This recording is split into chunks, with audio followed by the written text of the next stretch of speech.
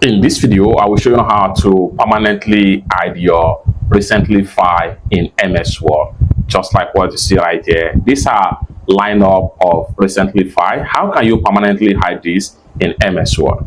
All you have to do is to come down below right here from your home page right here. Come down below right here where you have more right here. Click on more.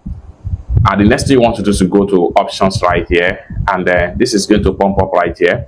Then go ahead and navigate to advanced tab right here, and the next thing you want to do under the advanced tab, scroll down until you get to display section. Continue to scroll down, and then here we go under display sections right here. So what you want to do right here, show this number of recently document. Just turn this to 0. Go ahead and enter 0 right here. Once you enter 0 right here, then come down below right here and hit on OK, and you are done.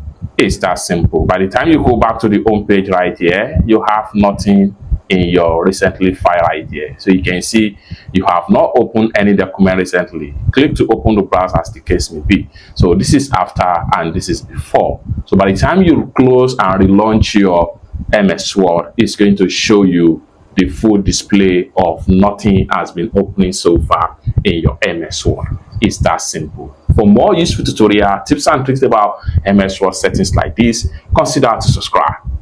Thank you so much for watching, and I hope to see you in my next video. Bye for now.